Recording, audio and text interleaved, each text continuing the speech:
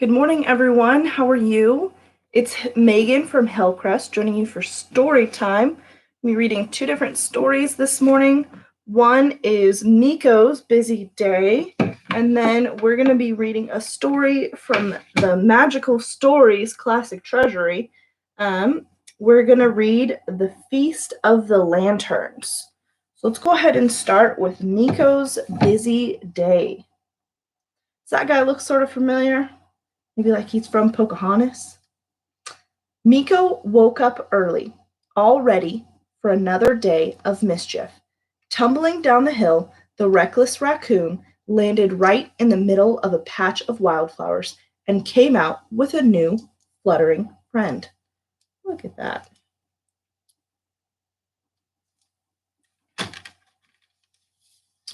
Meanwhile, fretful Flit surveyed the forest, worried about the trouble Miko might be getting into. The tiny bird had often warned his furry friend that curiosity could be dangerous, but it was no use. Look, there's Flit looking around in the forest for Miko.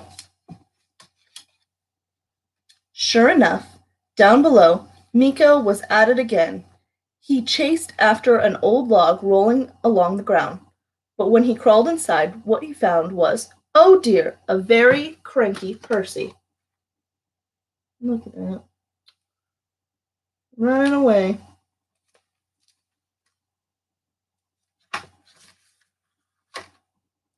Next, Miko joined the playful otters fishing in the river. Together they splashed and swam and dove under the water, searching for a tasty meal. Flit doubted that Miko would ever learn to behave himself. You see where Flit is? There's Miko diving under the water. As the sun set on Miko's busy day, he climbed up Grandma Mother Willow's branches. With her boughs bouncing and her leaves shaking, Grandmother Willow wondered if that curious creature would ever slow down. The end. Miko definitely found some things to do that day. Oh, a little bit of adventure. Let's go ahead and start reading the next story. It's going to be The Feast of the Lanterns. Okay, so Wachi was a very poor man, but he had a wife and children to love, and they made him so happy that he would have not changed places with the emperor himself. One morning he was setting off to work in the fields when his wife sent Ha Cheng, his son, after him to bring home some firewood. I shall have to go up into the mountain for it at noon, he said. Bring me my axe, Han Cheng. So Han Cheng ran back for his father's axe, and Ho Si Ko, his little sister, came out of the cottage with him. Remember, it is the Feast of the Lanterns tonight, father, and don't fall asleep on the mountain. We want you to come back and light them for us. She had a lantern in the shape of a fish, painted red and black and yellow, and Han Cheng had a big round one, all bright crimson, to carry in the procession, and besides that there were two large lanterns to be hung outside the cottage door as it grew dark. Wang Qi did not likely forget the Feast of Lanterns, for the children talked about of nothing else for a month, and he promised to come home as early as he could. At noon, when his fellow laborers sat down to rest and eat, Wang Qi took his axe and went up to the mountain to find a small tree he might cut down for fuel. He walked a long way, and at last saw one growing at the mouth of a cave. This will be just the thing, he said to himself. Before striking a blow, he peeped into the cave to see if it were empty.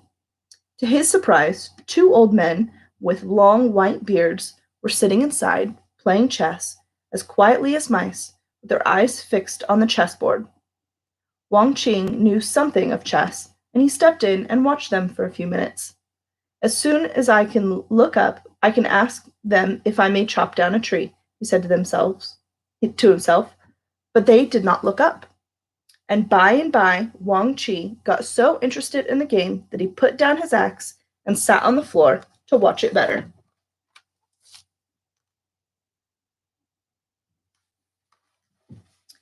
The two old men sat cross-legged on the ground, and the chessboard rested on a slab, like a stone table, between them. On one corner of the slab lay a heap of small brown objects, which Wang Qing took at first to be date stones, but after a time the chess players ate one each and put one in Wang Chi's mouth, and he found it was not a date stone at all. It was a delicious kind of sweetmeat, the like of which he had never tasted before, and the strangest thing about it was that it took his hunger and thirst away. He sat there for some time longer, and noticed that the old men frowned over the chessboard. Their beards grew longer and longer, until they swept the floor of the cave, and even found their way out of the door. I hope my beard will never grow as quickly, said Wang Chi, as he rose and took his axe up again, and went down the mountain. To his great shock, he found the fields he had worked covered with houses, and a busy town where his little village had been. In vain he looked for his house, his wife, and his children. There were strange faces everywhere, and although the evening came, the Feast of the Lantern was being held once more. There was no Ho Sin Ko carrying her red and yellow fish, or Han Chung with his flaming red ball.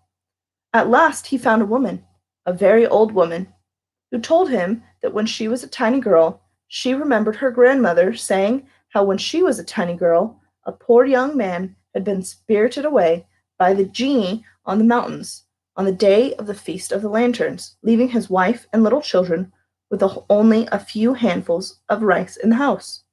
Moreover, it has become a tradition in the procession for two children to be dressed to represent Han Chung and Ho Sin Ko, and a woman as their mother carrying an empty rice bowl between them to remind them to take care of the widow and the fatherless. Wang Chi's heart was heavy, and he walked out of town. He slept on the mountain, and very early in the morning he found his way back to the cave where the two old men were playing chess. You must go to the white hair of the moon and ask for a bottle of the elixir of life. If you drink that, you will live forever, said one of them. I don't want to live forever, objected Wang Chi. I want to go back and live in the days when my wife and children were here. Ah, for you must mix the elixir of life with some water out of the sky dragon's mouth. And where is the sky dragon to be found? Inquired Wang Chi.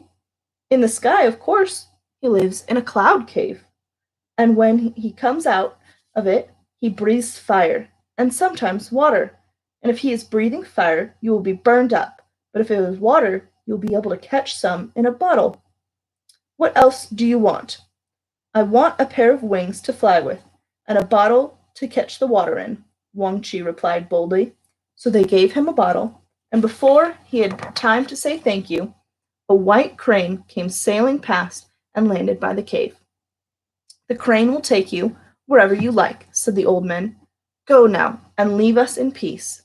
So Wang Chi sat down on the white crane's back and was taken to the cloud cave where the sky dragon lived.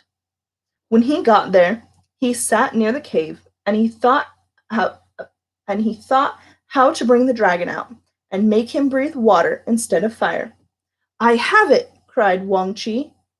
He struck a light and set the grass on fire, and the flames spread all around the entrance of the cave and made such smoke and crackling that the sky dragon put his head out to see what was the matter. The dragon had the head of a camel, the horns of a deer, the eyes of a rabbit, the ears of a cow, the claws of a hawk. Besides this, he had whiskers and a beard, and in his beard were pearls. Ho, ho, said the dragon when he saw what Wang Chi had done. I can soon put this to right. And he breathed once, and the water. Look at that dragon. Ooh. And the water came right out of his mouth like a mighty river. Wang Chi, who had taken care to fill his bottle when the first stream began to flow, sailed away on the white crane's back as fast as he could to escape being drowned. The river poured over the cloud rock until there was not a spark of fire left alight, and rushed down through the sky into the sea below. Meanwhile, Wang Chi was on his way to the moon, and when he got there, he went straight to the hut of the hare of the moon lived, and knocked on the door. The hare was busy pounding the drugs that made up the elixir of life, but he left his work and opened the door and invited Wang Chi to come in. He was not ugly like the dragon. His fur was quite white and soft and glossy, and he had lovely, gentle brown eyes. As soon as he heard what Wang Chi wanted, he opened 2 windows at the back of the hut and told him to look through each one in turn. "Tell me what you see," said the hare, going back to the table where he was pounding the drugs.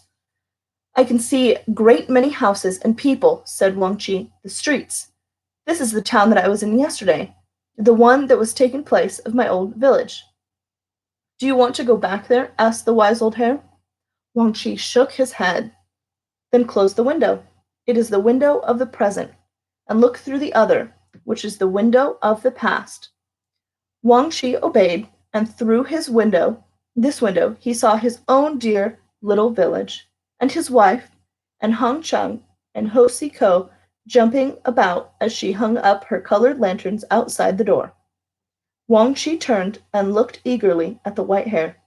"Please let me go to them," he said desperately.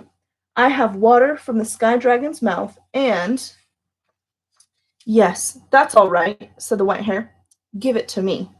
He opened the bottle and mixed the contents carefully with a few droplets of the elixir of life, which was as clear as crystal, and of which each shone like a diamond as he poured it on. "Now drink this," he said to Wang Chi, "and it will give you the power of living once more in the past, as you desire." Wang Chi held out his hand and drank every drop of the mixture. The moment he had done so, the window grew larger, and he saw some steps leading down it into the village street. Thanking the hare, he rushed through it and ran towards his own house, arriving in time to take the taper from his wife's hand, which she was about to light the red and yellow lanterns that swung over the door. "What has kept you so long, father? Where have you been?" said Han Chung, while little Ho Sin Ko wondered why he kissed and embraced them all so eagerly. But Wang Chi did not tell him his adventures just then, and only darkness fell, and the Feast of Lanterns began, and he took part in it with a merry heart. The end. What did you think about the Feast of Lanterns? Does it make you happy to be around your family? I think it makes me, right? Happy to live in the present. Well, thank you for joining me for story time. We'll see you next time, and hope you have a wonderful day. Bye.